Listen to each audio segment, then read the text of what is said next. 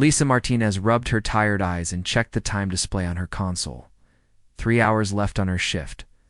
The communications station on the exploration ship, Harmony's Edge, hummed quietly in the dim light of the night watch. Most of the crew slept while the ship traveled through the empty space. Between stars, she sipped her cold coffee and scanned the usual background noise that filled space. Radio waves from distant stars, cosmic radiation, and the occasional burst. From a pulsar, made patterns on her screen, nothing unusual. Nothing that would wake the captain from his sleep. Then something changed. A new signal appeared on her display. Weak and broken, but clearly artificial. Lisa sat up straight and adjusted her headset. The signal came in short bursts, like someone tapping out a message, but it wasn't human. The pattern was wrong, the timing strange. "Computer, isolate signal 77 alpha and run pattern analysis," she said. The computer worked for several minutes before responding. Signals shows structured mathematical progression. Artificial origin confirmed. Non-human in design. Lisa's heart began to beat faster. In 20 years of deep space exploration, humanity had never found another intelligent species. They had discovered planets with simple life, but nothing that could build radios or send messages across space. She hit the emergency button on her console. Throughout the ship, lights came on and alert sounds began to ring. Captain Jake Sullivan would be awake in seconds, along with the senior staff. Lisa kept working on the signal, trying to make sense of the strange patterns. Captain Sullivan arrived on the bridge first, still pulling on his uniform jacket. "What do we have, Martinez?" "Unknown signal, sir. Artificial origin, non-human. It's weak but consistent. Coming from somewhere in the direction of the Cathara system." Dr. Alan Brooks, the ship's science officer, hurried onto the bridge with his hair sticking up in all directions. "Did she say non-human? Are you certain?" Lisa nodded. Computer confirmed it. "The mathematical structure is unlike anything in our databases." First Officer Amy Carter joined them, already dressed and alert. "How far is Cathara from here?" "About 3 weeks at maximum speed," Sullivan replied. He studied the signal on Lisa's screen. "Can we translate it?" Dr. Brooks moved to the science station and began running analysis programs. "Give me a few hours. If it's truly intelligent, there should be mathematical constants we can use as a starting point. Prime numbers, basic physics equations, things that would be universal." The next 6 hours passed slowly. The bridge crew worked in shifts, but nobody really slept. Word spread through the ship that they might have found alien intelligence. Morning. Every person on board knew about the signal. Dr. Brooks had made progress. "It's definitely a language," he announced to the assembled senior staff. "Mathematical structure, but with emotional components. They're using mathematical concepts to express feelings and ideas. Can you understand any of it?" Captain Sullivan asked some basic concepts. Numbers, directions, simple actions. But there's something else. The signal is getting weaker. Lisa checked her console. "Signal strength has decreased by 15% since we first detected it. If this continues, we'll lose it completely in another day or two." Dr. Brooks worked through the afternoon, building translation programs and testing them against the alien signal. By evening, he had enough to attempt a basic translation of the repeating message. "Captain," he said, his voice shaking slightly, "I think it's a distress call." The bridge fell silent. Sullivan leaned forward in his chair. "Explain." "The basic structure keeps repeating. Numbers that might be coordinates, followed by concepts that translate roughly to danger, help needed, and time running out. There are other terms I can't translate yet, but the emotional content is clear. They're afraid." "Afraid of what?" Carter asked.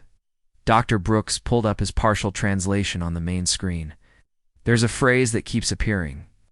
Based on the mathematical relationships, it might translate to hungry darkness or consuming. Shadow, whatever it is. They're running out of time to fight it." Lisa's console beeped. "Captain, I'm getting more detailed scans of the signal now. It's not just one transmission.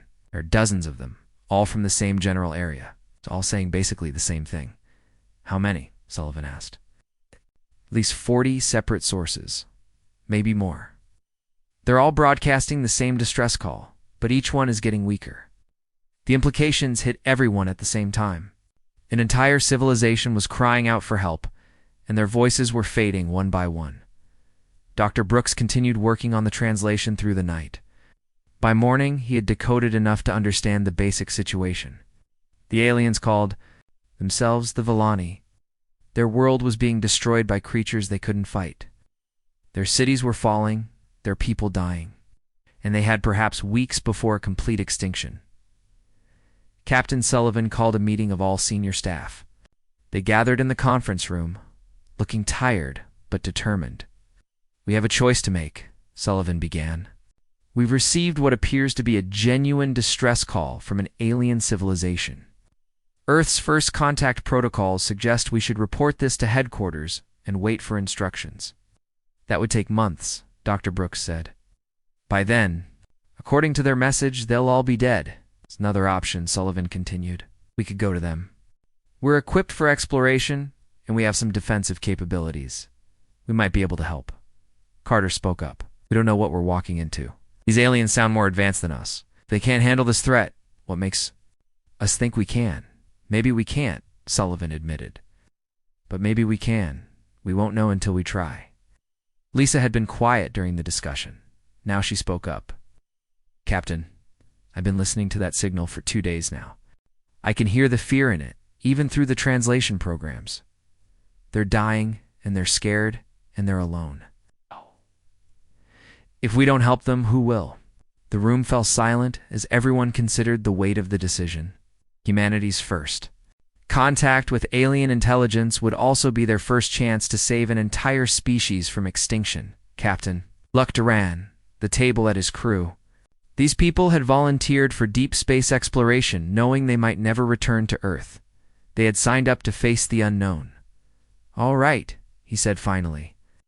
"We go to Cathera. Set course for the Villani homeworld. Maximum speed."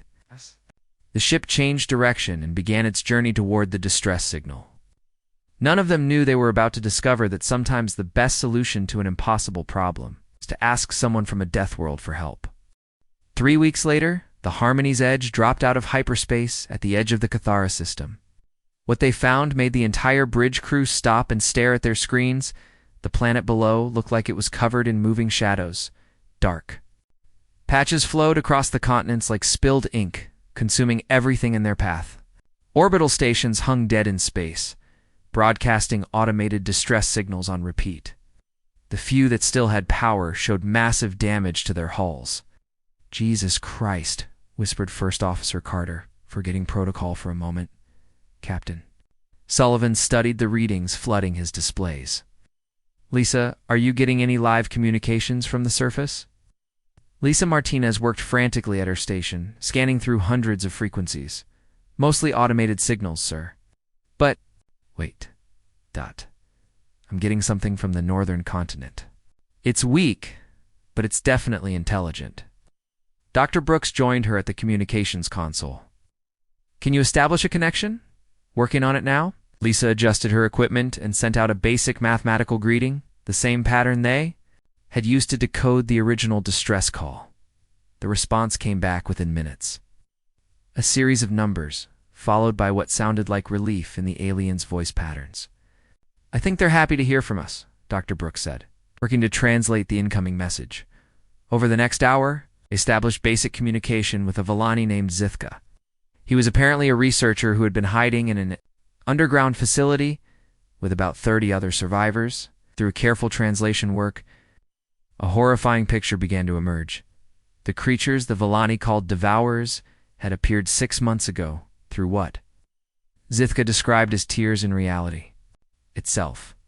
They consumed all organic matter they encountered, from plants to animals to the Villani themselves. Worse, they seemed to grow stronger and reproduce faster the more they ate. "Ask him about their weapons," Captain Sullivan instructed Dr. Brooks. The translation took several minutes of back-and-forth communication. Finally, Dr. Brooks looked up with a puzzled expression. "Sir, according to Zithka, they've been using energy weapons. Kanan's particle beams, focused radiation, but the attacks seemed to make the creatures stronger, not weaker. Carter frowned. That doesn't make sense. Energy weapons should be devastatingly effective against organic tissue. Not if the creatures can absorb and use that energy, Dr. Brooks replied. It would be like trying to stop a fire by pouring gasoline on it. Lisa's console chimed with another incoming message. Captain Zithka is asking about our ship and our weapons. He wants to know if we can help them. Sullivan looked at the tactical display showing the massive biosignatures moving across the planet's surface.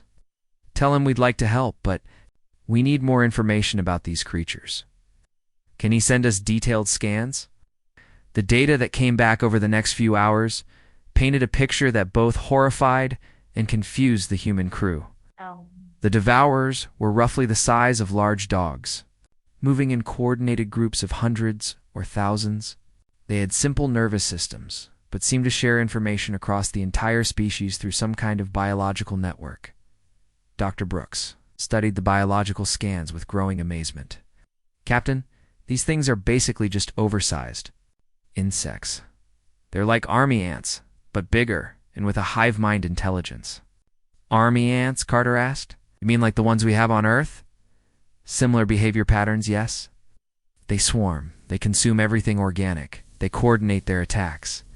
The main difference is size and intelligence level. Captain Sullivan Called up Earth's military database and compared the Devourer specifications to known Earth species. So we're looking at spacefaring army ants with the intelligence of a dog pack?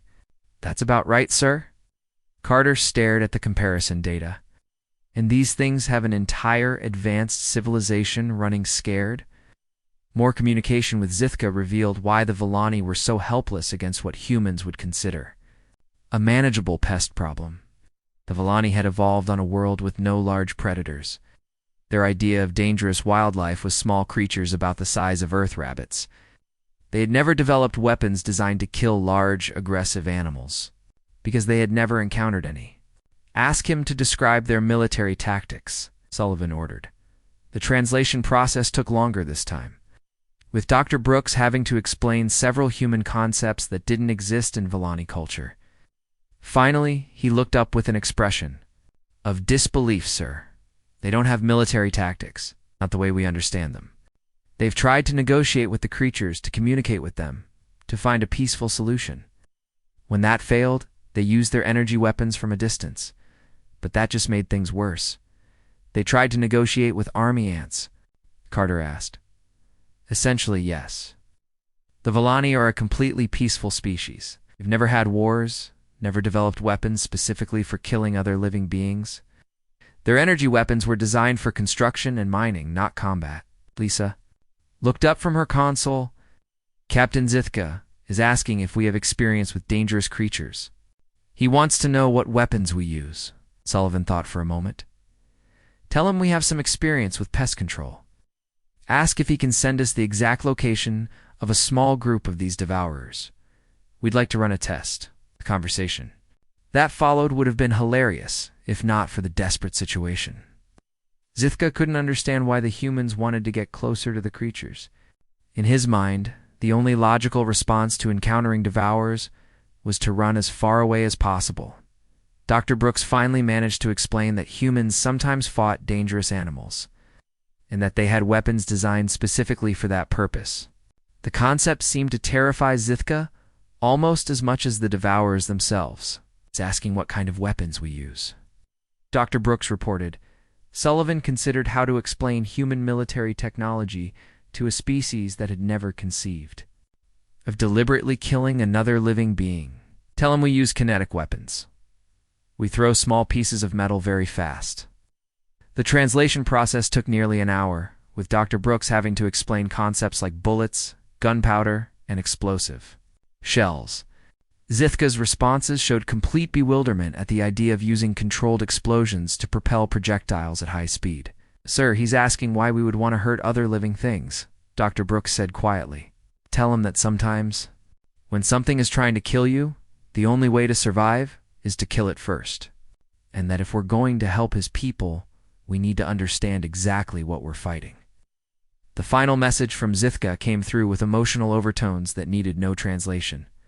Fear, hope, and desperate gratitude mixed together. In a plea for help that reached across the species barrier, he's sending coordinates for a small group of devourers, about 50 kilometers from his position, Lisa reported. He's also asking us to be careful. He says his people have already lost too much to these creatures, and they don't want to lose their rescuers too. Captain Sullivan looked around the bridge at his crew. They'd come here to make first contact with an alien species. Instead, they had found a civilization on the brink of extinction, terrorized by creatures that any human military unit would classify as a minor pest problem. "Prep the shuttle," he ordered. "Carter Brooks, you're with me." Martinez maintained communication with Zithka and monitored the creature's movements. If this goes badly, you'll need to warn Earth about what's out here. As the human landing party prepared to face creatures that had brought an advanced alien civilization to its knees, none of them realized they were about to discover the true meaning of the phrase Death World Advantage. The shuttle touched down on Kithera's surface with a gentle bump. Captain Sullivan checked his sidearm one more time before opening the hatch. The air outside smelled strange, like ozone mixed with something sweet and rotting. "Atmosphere is breathable," Dr. Brooks confirmed, checking his scanner. "Oxygen levels are actually higher than Earth normal. Its temperature is comfortable. This really is a garden world." First Officer Carter stepped out beside him, her rifle ready. Where are these nightmare creatures that have an entire civilization? Running scared?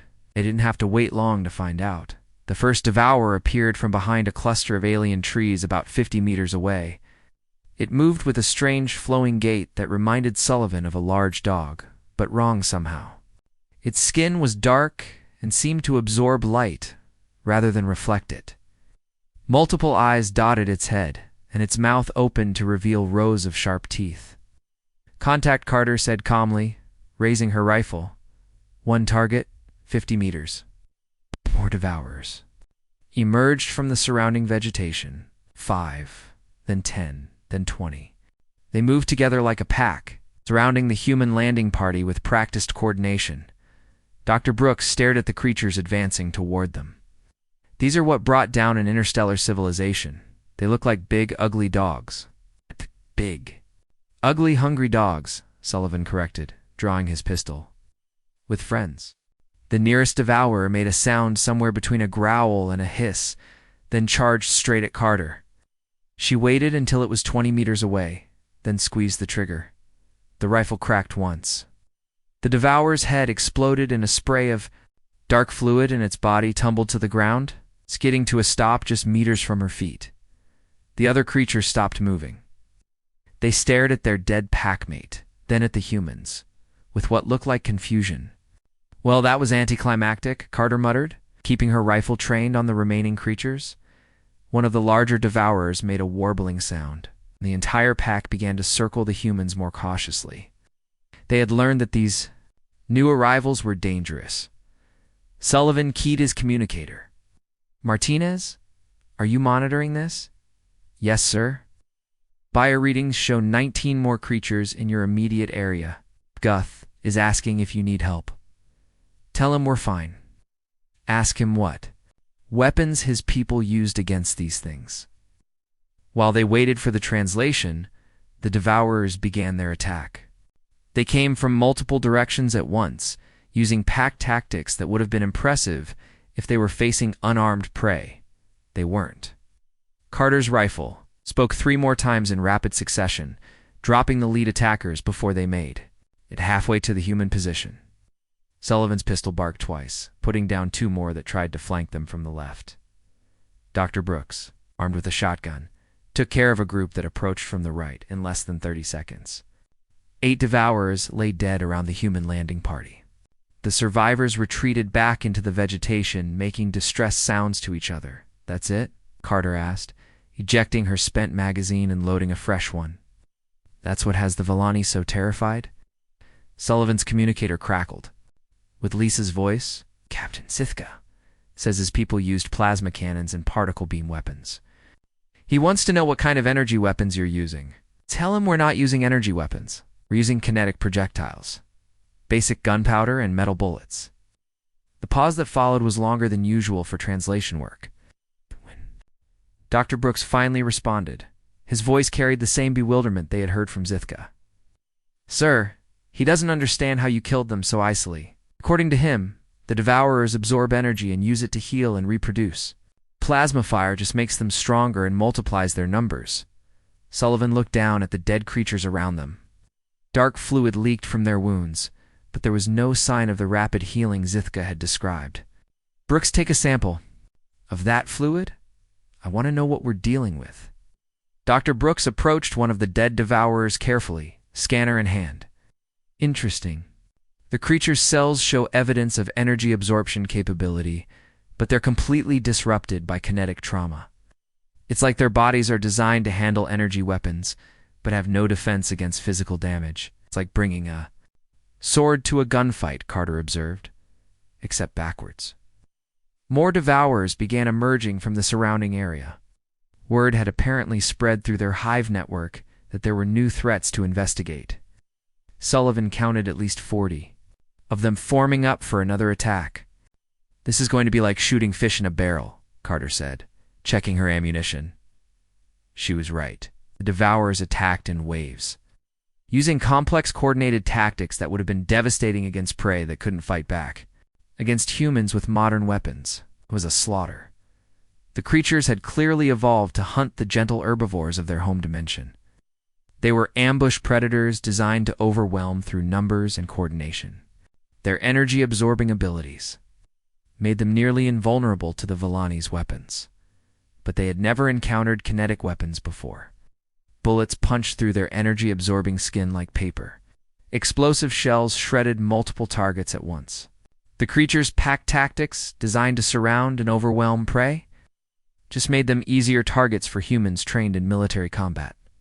Within an hour, the human landing party had eliminated over 60 Devourers from the immediate area. The remaining creatures had retreated deeper into the forest, apparently deciding that these new arrivals were too dangerous to attack. Sullivan's communicator buzzed constantly with messages from Zithka.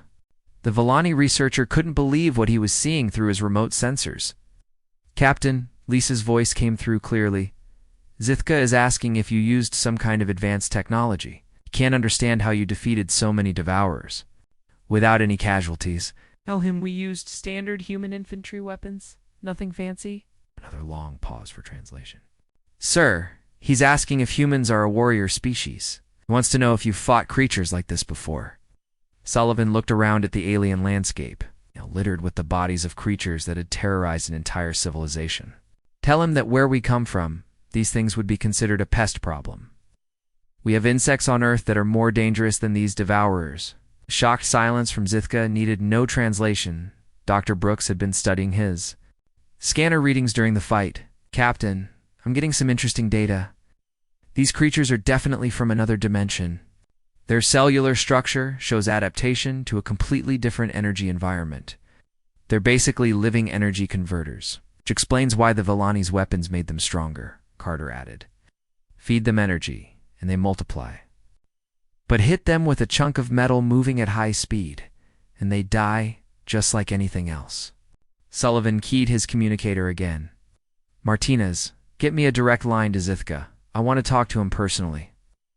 The translation process was slow and awkward, but Sullivan managed to communicate the basic concept. The Devourers were not invincible. They could be killed with the right weapons and tactics. Humanity was willing to help, but they needed to coordinate their efforts. Zithka's response revealed the true scope of the problem. There weren't just thousands of Devourers on the planet. There were millions. They had spread across 3 continents, consuming everything in their path. Entire cities had been devoured, leaving nothing but empty husks behind. Ask him about their numbers, Sullivan instructed. How many Villani are left? The answer was heartbreaking.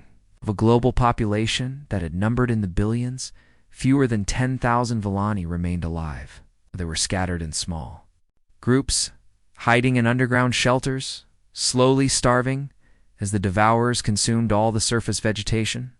Sir, Dr. Brooks said quietly, even with our weapons advantage, we're looking at a planetary extermination campaign.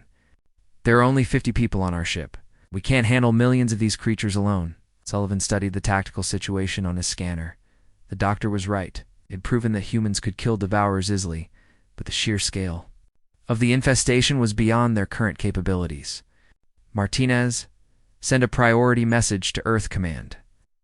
Tell them we've made contact with a friendly alien species under threat of extinction. Request immediate military support. Tell them to bring everything they've got as a human landing party. Prepared to return to their shuttle, Sullivan took one last look at the dead devourers scattered around their landing site.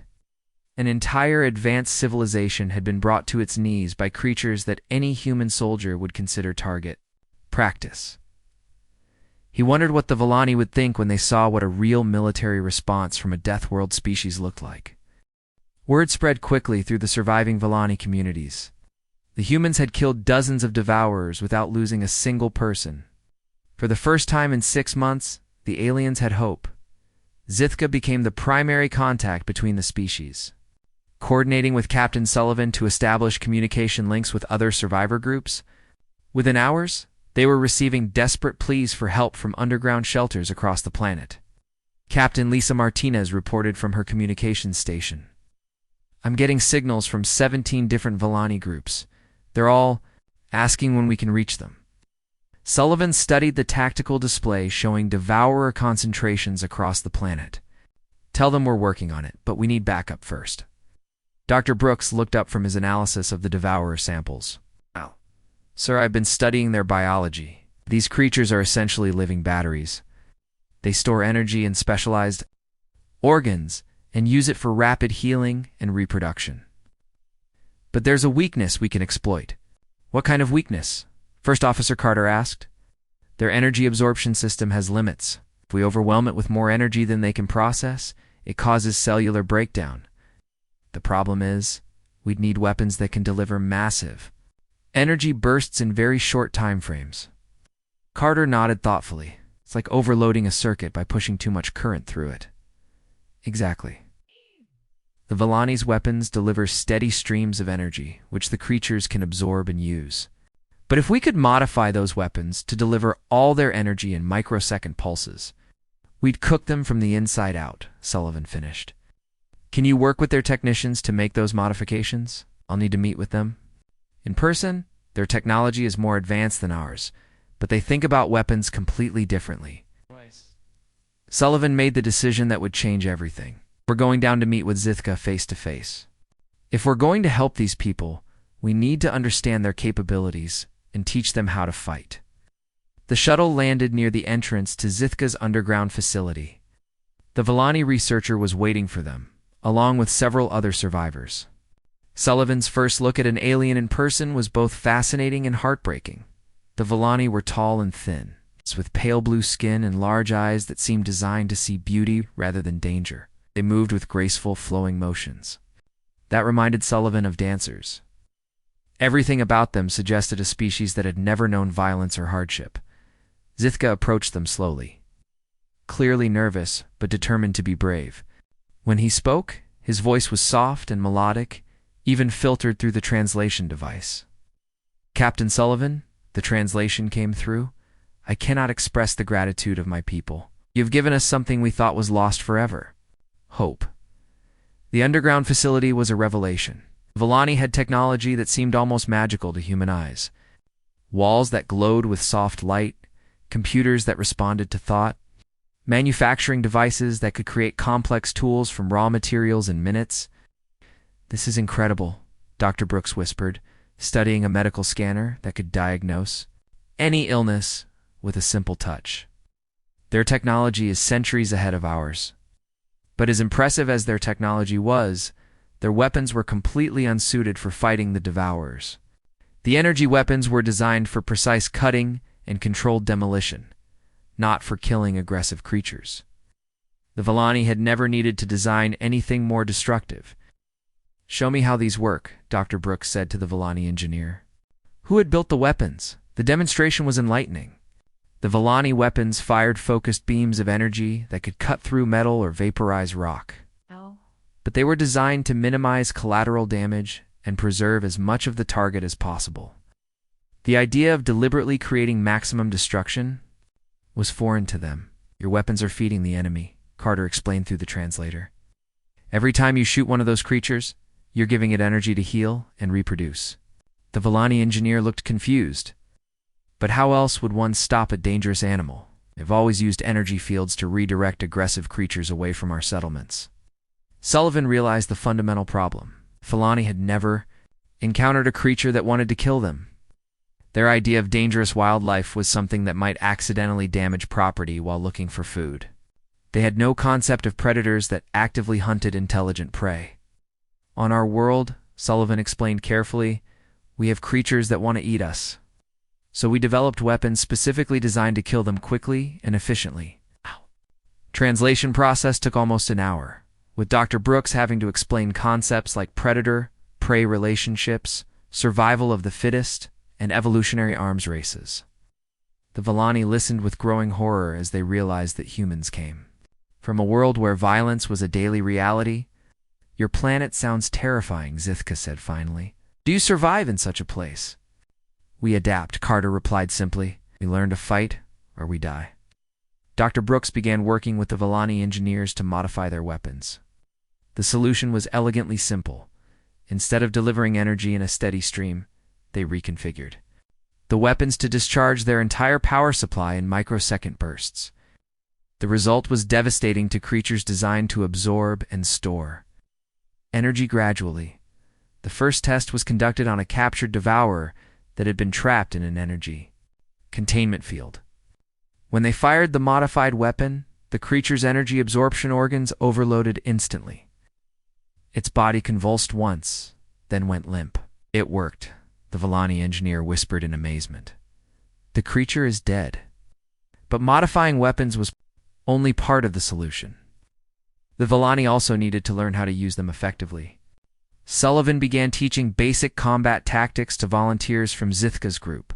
The cultural shock was immense. Concepts like cover and concealment, fields of fire, and tactical movement were completely foreign to the peaceful aliens. The idea of deliberately putting themselves in danger to kill other living beings went against everything they had been taught. Since childhood, I understand the theory, one young Villani said through the translator. But I do not understand why we must approach the creatures. Why can we not simply avoid them? Because they won't avoid you, Sullivan explained patiently. They want to kill and eat you. Running away just delays the inevitable. If you want to survive, you have to fight. The Villani learned to handle their modified weapons, to move tactically, and to work together as a fighting unit. Their natural grace and coordination actually made them excellent soldiers once they overcame their reluctance to hurt other living beings. Meanwhile, Dr. Brooks made a disturbing discovery while studying the dimensional rifts that had brought the Devourers to Cathara. Captain, these rifts aren't random. They're getting bigger, and the energy readings suggest something much larger is trying to come through. Larger how? I'm detecting biosignatures on the other side that dwarf the Devourers. We might be looking at creatures the size of buildings, or even bigger. The implications were clear. The Devourers weren't the main threat, they were just the advanced scouts. Something far worse was coming, and it would arrive soon. Sullivan's communicator crackled with an incoming message from the Harmony's edge. Captain, this is Martinez. I'm receiving a transmission from Earth Command. Admiral Rodriguez is en route with a full battle group. Estimated arrival in 6 days. Sullivan felt a mix of relief and urgency. Help was coming, but would it arrive in time? The rifts were expanding. The Devourer population was growing exponentially. And now they faced the prospect of even larger threats emerging from another dimension. Zithka, he said to the Villani researcher, how many of your people are willing to fight? All of them, Captain, came the translated reply. You have shown us that we do not have to die helplessly. We will stand with you against the darkness. As the first groups of trained Villani fighters prepared for their missions to rescue other survivor groups, Sullivan realized that humanity had done more than just provide military assistance. They had given an entire species something it had. Never needed before the will to fight for its survival, the real battle was about to begin. Admiral Frank Rodriguez arrived with enough firepower to level a continent. His battle group consisted of 12 warships, 4 marine assault carriers, and 2 orbital bombardment platforms. The sight of the human fleet dropping out of hyperspace made every Volani monitoring system scream warnings about incoming weapons of mass destruction. "Holy shit," Captain Sullivan whispered as he watched the fleet take formation around Cathara. The Admiral brought the entire 3rd Battle Group. Flagship Dreadnought Vengeance was 3 times the size of the Harmony's Edge and carried enough weapons to sterilize a planet. Behind it came heavy cruisers, destroyers, and the assault carriers loaded with 10,000 Marine infantry and their equipment. Admiral Rodriguez's first communication was typically direct. "Sullivan, I've read your reports. We're looking at a pest control operation with possible dimensional incursion. Marine Colonel Sarah Blake led the first wave of dropships to the surface. Her troops came prepared for a war of extermination, carrying everything from assault rifles to portable artillery pieces. Volani watching the landing were terrified and amazed in equal measure. "Jesus, these aliens are tiny, Sergeant Mike," Torres commented as he unloaded his squad's heavy weapons. How did oversized bugs scare them this badly? The answer became clear when the Marines encountered their first devourer swarm. 300 creatures attacked their landing zone in coordinated waves, using tactics that would have overwhelmed any group of panicked civilians. The result was a textbook demonstration of human military doctrine and action. The Marines had established overlapping fields of fire before the creatures even appeared. When the devourers charged, they ran into a wall of automatic weapons fire, explosive shells, and precisely targeted artillery strikes. The entire swarm was eliminated in less than 10 minutes without a single human casualty. "Is that it, Private?" Jenny Walsh asked, stepping over the corpses scattered around their perimeter. These things brought down an interstellar civilization. Colonel Blake was already planning the next phase of operations. "Rodriguez wants this planet cleared in 2 weeks. We're going to establish fire bases around every major rift and systematically exterminate everything that comes through." The human approach to the devourer problem was brutally simple. Instead of trying to negotiate or find a peaceful solution, they treated it as exactly what it was: an extermination campaign against an invasive species. Firebase Alpha was established within sight of the largest dimensional rift on the northern continent. The Marines dug in with heavy weapons, automated defense systems, and enough ammunition to fight for months. When the rift began disgorging devourers by the thousands, they were ready. Contact. Multiple large biosignatures emerging from the rift. Corporal Dan Price called out from his observation post. The creatures that came through made the regular devourers look small. These new variants were the size of tanks, with armored hides and massive claws designed for tearing through heavy obstacles. The Volani had never seen anything like them. The Marines had. "Tank-class targets," Colonel Blake announced calmly over the radio. "Switch to anti-armor loadouts and target the big ones first." The battle that followed would have been hopeless. For the Volani, the giant devourers shrugged off small arms fire and charged straight at the human positions with terrifying speed. But the Marines had brought tools specifically designed for killing large, heavily armored targets. Rocket-propelled grenades punched through the creature's hide like paper. Heavy machine guns firing depleted uranium rounds cut them down in seconds. When a particularly large specimen tried to overrun their left flank, a single shot from a portable railgun turned it into scattered chunks of alien meat. "This is almost too easy," Sergeant Torres commented, reloading his rocket launcher. "It's like they've never fought anything that could shoot back." Dr. Brooks, monitoring the battle from orbit, was studying the energy readings from the dimensional rifts. "Admiral, I'm seeing massive power fluctuations. Something big is trying to come through the main rift." "How big?" Rodriguez asked. "Building-sized at minimum." "Maybe bigger?" The Admiral's response was immediate. "All ships, prepare for orbital bombardment. Something that size comes through, I want it dead before it touches the ground." The creature that emerged from the main rift was unlike anything they had encountered. It was the size of a city block, with dozens of tentacles and what looked like energy weapons growing from its hide. The Volani sensors registered it as a living starship, a creature evolved for space combat. It lasted exactly 37 seconds. Against the combined firepower of the human battle group, The orbital bombardment platforms opened up first, hitting the creature with kinetic projectiles traveling at significant fractions of light speed. The impact vaporized half of its mass instantly. The surviving portion tried to retreat back through the rift, but the heavy cruisers finished it. With concentrated plasma fire, target eliminated, reported Captain Lisa Chen from the bombardment platform, Thunderstrike. Rift is showing signs of collapse. Zithka watched the battle from his underground facility, hardly able to believe what he was seeing. These humans had just destroyed in minutes what would have taken the entire Villani military years to defeat, if they could have defeated it at all. How is this possible? He asked Dr. Brooks through the translation system. Your weapons are less advanced than ours, but they are far more effective. It's not about the technology, Brooks explained. It's about how you use it. We built tools for creation and peaceful purposes. We built weapons for destroying things that want to kill us. The systematic extermination of the Devourer population took 12 days. Marines worked with mechanical efficiency, clearing sector after sector of the infested continents. They used tactics developed over centuries of human warfare, artillery barrages, combined arms assaults, and coordinated airstrikes. The Villani volunteers who fought alongside them learned quickly.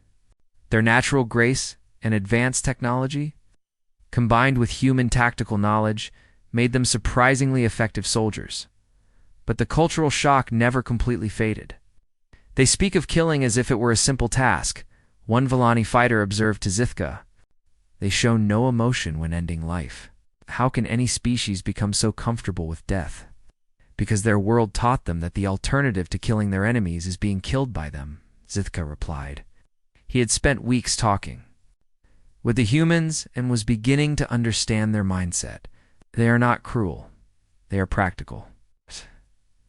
By the end of the second week, the Devourer population on Cathara had been reduced to scattered remnants hiding in the deepest caves and underground tunnels. The dimensional rifts had been sealed using a combination of Villani technology and human explosives.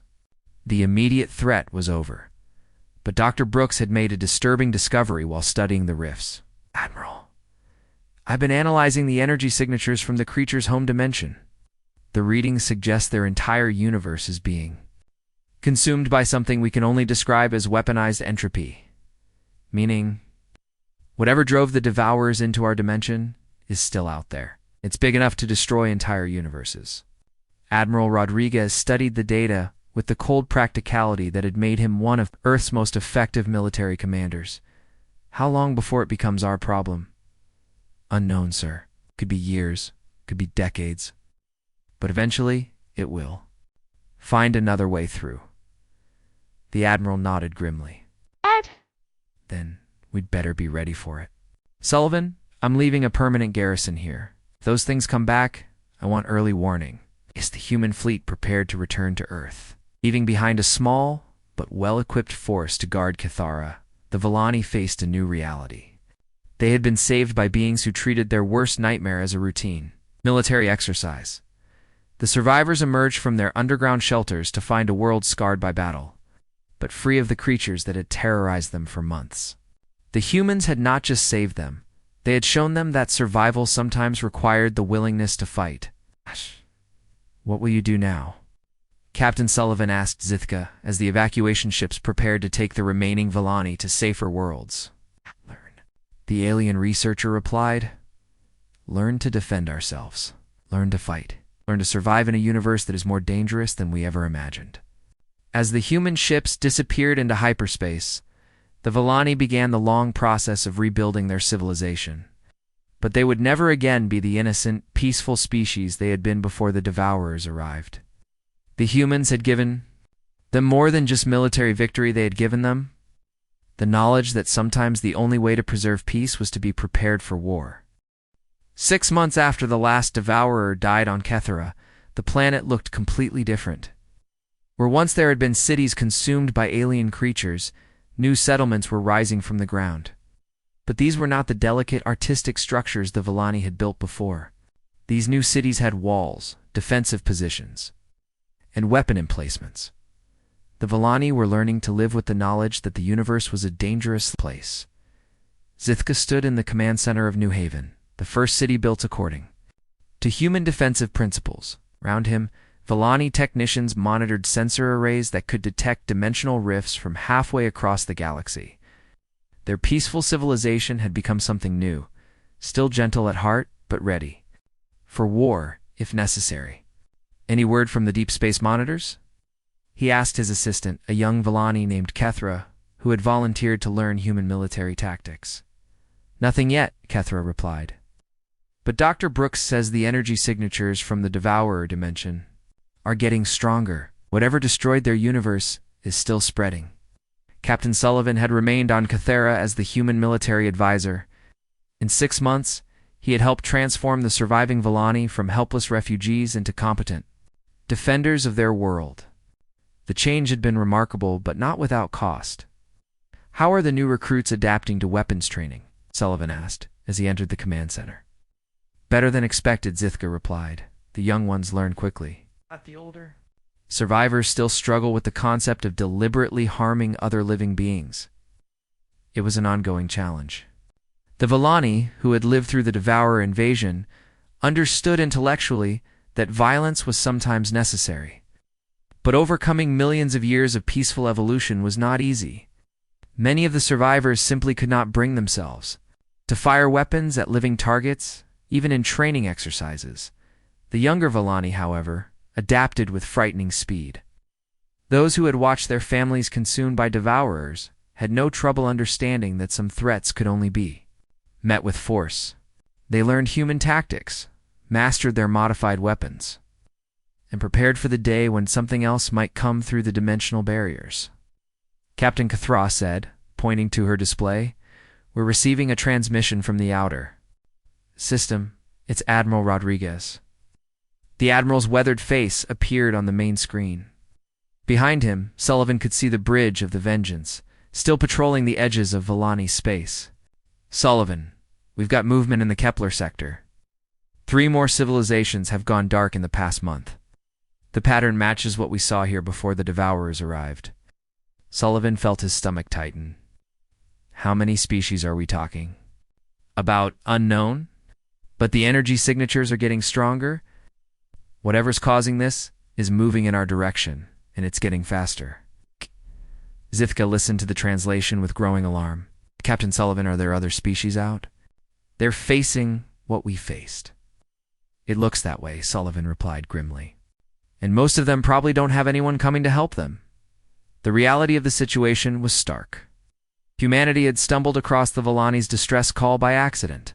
Most alien civilizations facing similar threats would face them alone. Without the benefit of military assistance from a Deathworld species, "We have to do something," Zithka said suddenly. "We cannot let other peaceful species suffer as we did." Sullivan looked at the Villani researcher with surprise. 6 months ago, Zithka could barely understand the concept of violence. Now he was proposing to actively seek out military conflicts. "What are you suggesting?" He broadcast a message. Zithka explained, his translator working to convey concepts that didn't exist in Villani culture before the humans arrived. "We tell other species about the humans. We give them coordinates for Earth.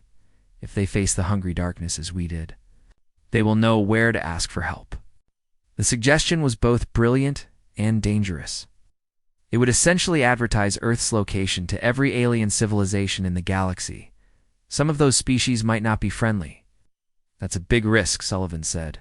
"We'd be telling the entire galaxy where to find us." "Yes," Zithra agreed. "But you told us that sometimes risk is necessary for survival. If these creatures spread across the galaxy, eventually they will reach Earth anyway. Better to fight them with allies than to face them alone." Sullivan considered the proposal. The Villani were right about one thing. The threat was spreading. Every week brought reports of more civilizations going silent, more star systems falling. Dark. Humanity might be able to handle the Devourers. But what about the larger things Dr. Brooks had detected in their home dimension? "I'll need to discuss this with Earth's command," Sullivan said finally.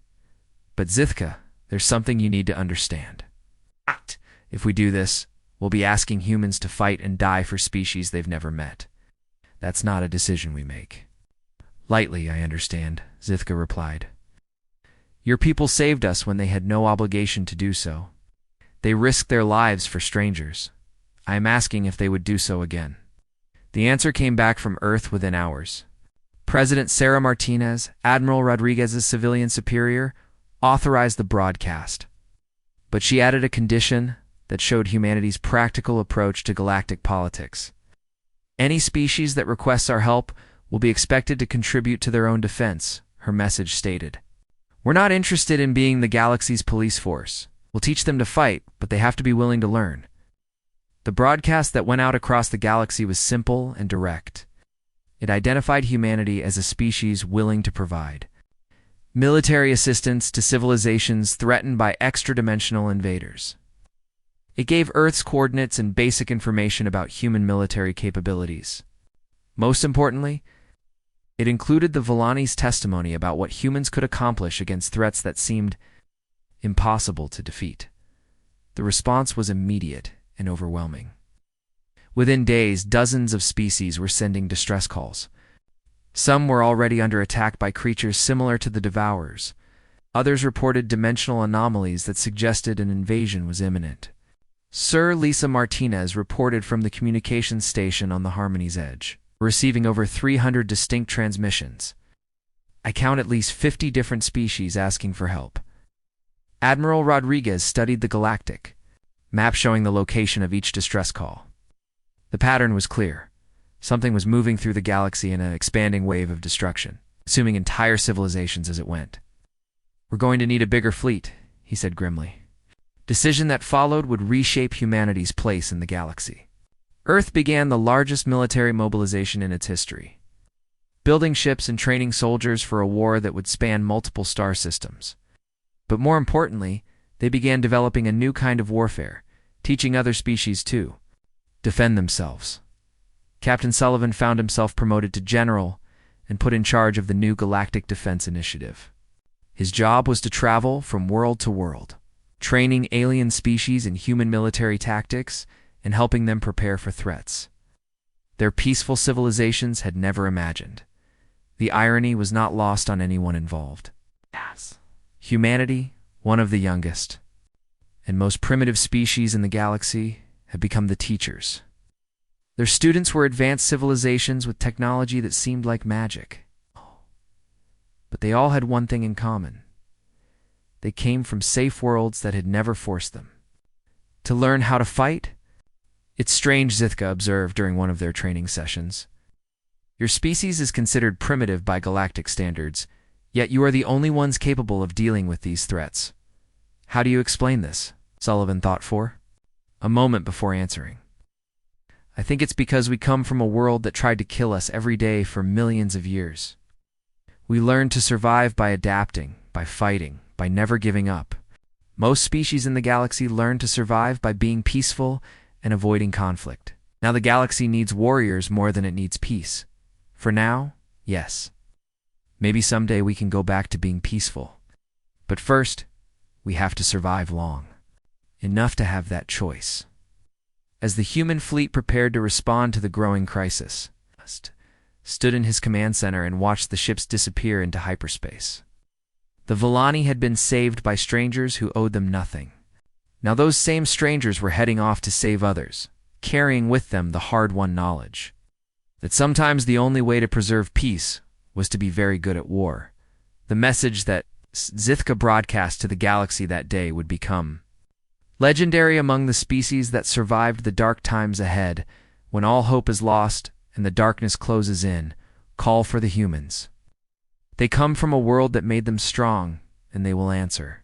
They always answer.